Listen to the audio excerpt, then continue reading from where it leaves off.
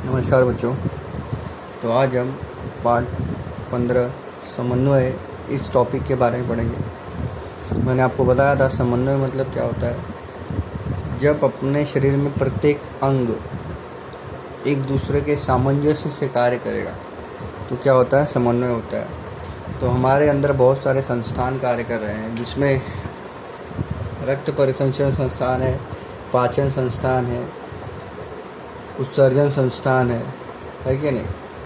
तो इस तरीके से बहुत सारे संस्थान हमारे शरीर में कार्य कर रहे हैं और वो सभी अंग एक सुचारू रूप से चल रहे हैं, मतलब क्रमबद्ध तरीके से चल रहे हैं और नियंत्रित होकर चल रहे हैं। इसी को हम लोग समन्वय कहते हैं। देखिए, किसी भी बहुकोशीय सजीव में विविध अवयव संस्थान कार्यरत होते हैं।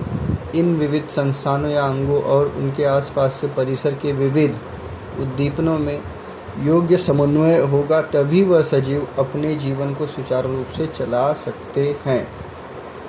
इससे हम यह कह सकते हैं कि विविध क्रियाओं का क्रमबद्ध नियमन अर्थात नियंत्रण तथा विविध क्रियाओं को क्रमानुसार करना अर्थात समन्वय कहलाता है। किसी भी प्रक्रिया को यशस्वी रूप से पूर्ण करने के लिए उस प्रक्रिया में विविध स्तर पर सहभागी होने वाले विविध संस्थान व अंग में सुयोग्य समन्वय होना आवश्यक है। समन्वय का अभाव मतलब अगर तालमेल बराबर नहीं रहेगा तो वह काम अच्छे से नहीं हो सकता है। समन्वय का अभाव या अन्य किसी भी घटना के कारण किसी भी स्तर पर गड़बड़ी होने से अपेक्षित प्रक्रिया अपूर्ण रह सकती है। प्रक्रिया के प्रत्येक किसी भी स्तर पर किसी भी प्रकार की यादृच्छिकता नहीं होनी चाहिए। किसी भी सजीव के शरीर का तापमान, जल का अनुपात, प्रकीर्ण का अनुपात इत्यादि कारण व बाह्य पर्यावरण में उद्दीपन के कारण होने वाली आंतरिक प्रक्रिया में सुयोग्य समन्वय होना अत्यावश्यक है। इष्टतम कार्यशीलता के लिए सजीवों के विविध संस्थानों में सुयोग्य समन्वय में से स्थिर अवस्था रखी जाती है। इसे क्या कहते हैं, समस्थिति कहते हैं, होमोस्टासिस कहते हैं इंग्लिश में। देखो, फिर नेक्स्ट क्या दिया है, वनस्पतियों में समन्वय। इसके बारे में देखेंगे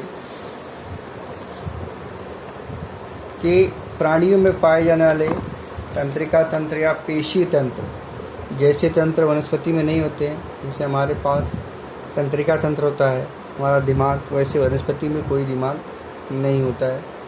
ऐसे में यह वनस्पतियाँ किस प्रकार से समन्वय करती हैं, गतिविधि दर्शाती हैं, उसके बारे में नीचे दिया है। तो देखिए, पहला क्या है, अनुवर्ती गति।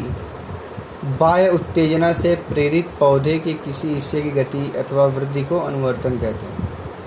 उसको अनुवर्ती गति कहते हैं। बाह्य उत्तेजना, ओके, बाहर की उत्तेजना द्वारा जो गति होती है उसे अनुवर्ती गति कहते हैं। दूसरा, किसी भी प्ररोह तंत्र, किसी भी वनस्पति का प्ररोह तंत्र प्रकाश की दिशा में आगे बढ़ता है। जैसे देखो, ये डायग्राम दिखाया गया है, ये पहले वाले का उदाहरण है, ये दूसरे वाले का उदाहरण है। देखिए, वो सूर्य प्रकाश की ही दिशा में बढ़ रहा है। तो किसी भी वनस्पति का प्ररोह तंत्र प्रकाश उद्दीपन को प्रोत्साहन देता है, अर्थात वृद्धि सूर्य प्रकाश की दिशा में होती है। पौधे द्वारा प्रदर्शित इस गति को प्रकाशानुवर्ती गति कहते हैं। ओके, फिर उसके बाद हम आगे देखेंगे क्या दिया गया है। वनस्पतियों में जड़ संस्थान, जैसे जो जड़ होते हैं वो पानी गुरुत्वाकर्षण के दिशा में क्या होते हैं, बढ़ते हैं और पानी इस उद्दीपन को प्रोत्साहन देते हैं। इस प्रकार की गति को क्या कहते हैं, गुरुत्वानुवर्ती गति कहते हैं या जलानुवर्ती गति कहते हैं। और ये सभी गतियों में कुछ न कुछ वृद्धि हो रही है, इसलिए तीनों को मिलाकर हम लोग क्या कहते हैं, उसको वृद्ध संलग्न गति कहते हैं। और एक गति है विशिष्ट रसायनों द्वारा पौधे के किसी भाग में होने वाले प्रतिसाद को रसायन अनुवर्तन कहते हैं। जैसे परगनली का बीजांड की ओर बढ़ना, ये देखिए यहाँ पे दिया है। तो इस तरीके से इन सब गतियों को क्या कहते हैं, वृद्धि संलग्न गति कहते हैं। देखिए, ये दिया गया है, इसमें हम लोग क्या देख रहे हैं,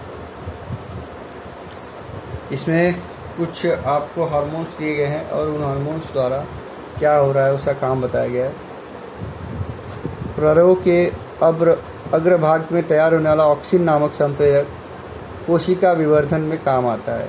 तनों की वृद्धि के लिए जिब्रेलिन और कोशिका विभाजन में साइटोकाइनिन नामक संप्रेरक काम आता है। और अबैसिक अम्ल या संप्रेरक वनस्पतियों की वृद्धि रोकने के लिए काम आता है। और अबैसिक अम्ल या वनस्पति संप्रेरक जो भी वृद्धि को कम या रोक देता है, इसी प्रभाव के कारण पत्तियां क्या होती हैं, सिकुड़ या मुरझा जाती हैं। अब आगे देखिए, ऐसी कीटभक्षी वनस्पति है जिसको हम लोग बोल सकते हैं। तो ये क्या है, वीनस फ्लाईट्रैप, छुई मुई, इसको छूते ही क्या होता है, वो सिकुड़ जाती हैं पत्तियाँ। कमल का फूल सुबह खिल जाता है, रात को बंद हो जाता है। गुल मेहंदी, तो बारीकी से निरीक्षण करने पर यह पता चलता है कि छुई मुई जैसी वनस्पतियों को जिस जगह स्पर्श करते हैं उसके अतिरिक्त दूसरी जगह पर भी उसकी गति होती है। इससे हम यह अनुमान लगा सकते हैं कि वनस्पतियों में जानकारी एक स्थान से दूसरे स्थान तक प्रचारित की जा सकती है, और यह जानकारी एक स्थान से दूसरे स्थान तक पहुँचाने के लिए वनस्पतियाँ रासायनिक आदेश का उपयोग करती हैं। वनस्पति कोशिका गतिविधि के दौरान अपने आकार को पानी की मात्रा में परिवर्तन करके बदलती हैं। विशिष्ट गतिविधियों द्वारा वनस्पतियों की वृद्धि नहीं होती।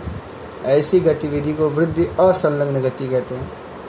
तो ये आपको दिया गया है, देखिए यहाँ पर सब दिया गया है। वीनस फ्लाईट्रैप इन वनस्पतियों को कीटकों को फंसाने के लिए फूल जैसे दिखने वाला फूल वेधी सुगंध वाला एक पिंजरा होता है। जब कीटक उस पर बैठता है तो वह पिंजरा बंद हो जाता है और वनस्पतियाँ उस कीटक का पाचन कर ली जाती हैं।